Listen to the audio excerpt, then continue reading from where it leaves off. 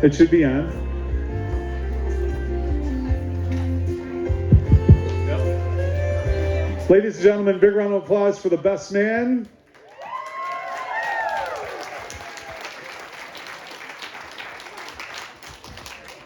All right. I'm going to keep this speech like Adam. Short, not very funny. Just kidding. You're not that short.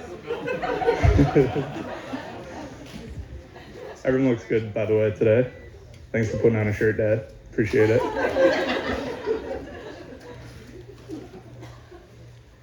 I met Adam May of '97. But just like every other day, except my parents brought home a third person to share the attention with. Adam's my little brother, but I look up to him in so many ways. He always has so much on his plate, but he always gets it done. I've never met someone that uses the phrase, "I'm almost there," so loosely. When Adam says that, I know I have time to finish my TV show, take a nap, and probably go to the store and back. And maybe he'll be there. That's the case because he's always busy doing anything and everything to give Caitlin the life she wants and deserves.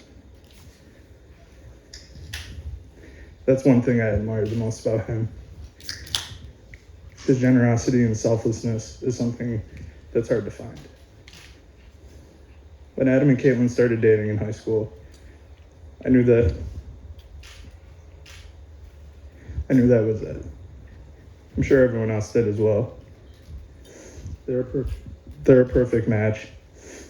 Caitlin is beautiful, smart, Jesus-loving, red, white, and blue wearing Southern girl from the north. Did I get everything on the list you wanted to say? Sorry. I couldn't really read your handwriting.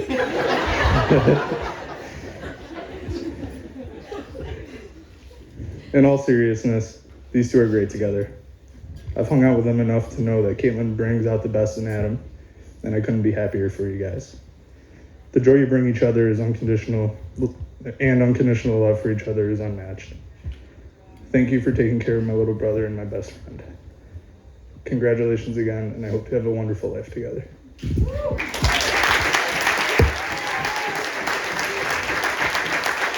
Big round of applause for the best man, folks. So everybody raise those glasses high. Toast to the brand new bride and groom.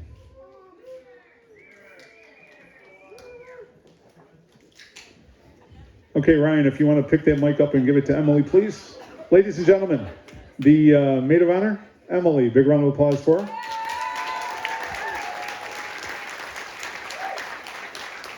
That was kind of hard to follow. I'm not going to get that. Okay. Hi, everybody. I'm Emily, the maid of honor and one of Caitlin's younger sisters. I am so thankful to have a sister like Caitlin. She truly has a personality like no other. My goal of this speech is to share a little bit about Caitlin from my perspective, to give you all a little insight. Caitlin laughs at anything. And once she gets started, there's no stopping her. You kind of just have to write it out. There have been numerous occasions where Adam sends a video of her, and before we even open it, we already know that it's going to be her laughing for literally no reason whatsoever. But it's contagious. When Caitlin is laughing, everyone around her is laughing. Her smile brightens every room because it's so genuine. I wanted to share some childhood stories about Caitlin. When we were younger, our parents used to make us clean our playroom. There was one specific time that Caitlin, being the kind older sister she is, told me that she would do it, and I could just supervise the process. As soon as that room was clean and my mom came in to check it, Caitlin threw me right under the bus and told her that I didn't help at all, when in reality, she told me I didn't have to. I always tried to follow in her footsteps. I didn't like tomatoes because Caitlin said they were gross. I didn't want to do gymnastics anymore because Caitlin didn't want to do gymnastics anymore. And I wanted to play volleyball because Caitlin played volleyball. I even used her number 7. Okay.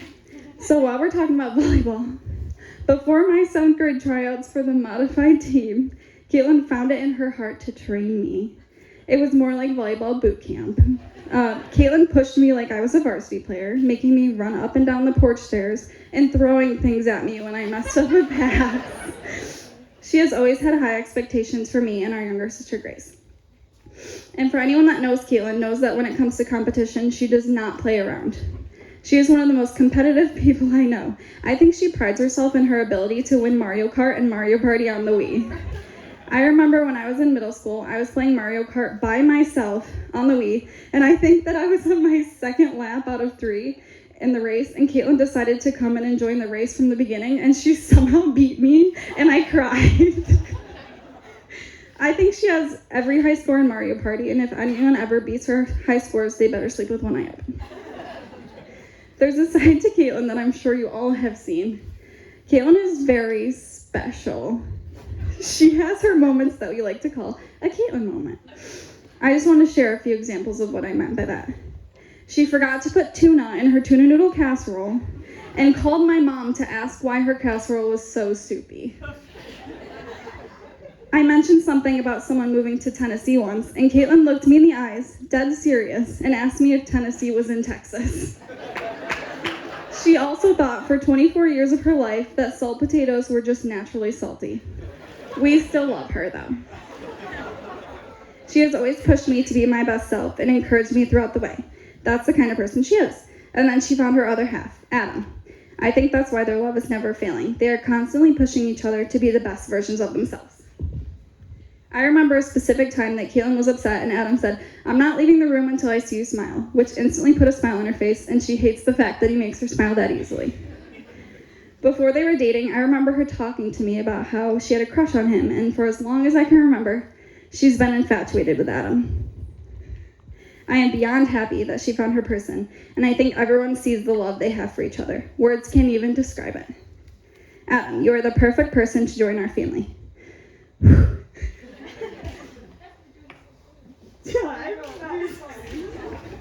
Okay.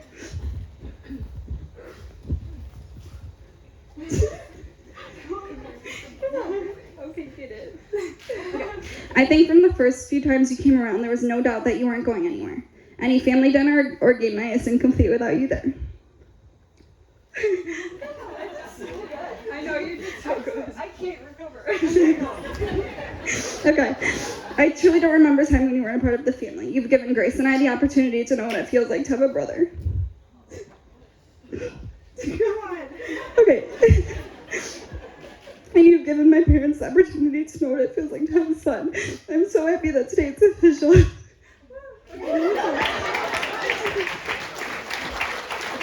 To the both of you, continue to grow in love, provide for each other, protect each other, grow in your love for God, let Him guide this crazy journey ahead of you. I cannot wait to see what your future holds, and I'm looking for a niece or nephew in the near future. I love you both so much. May you two never stop learning from each other as you continue to love each other. Cheers.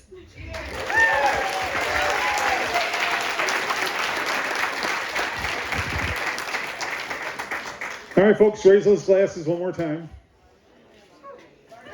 Cheers to the brand new bride and groom. All right, so big round of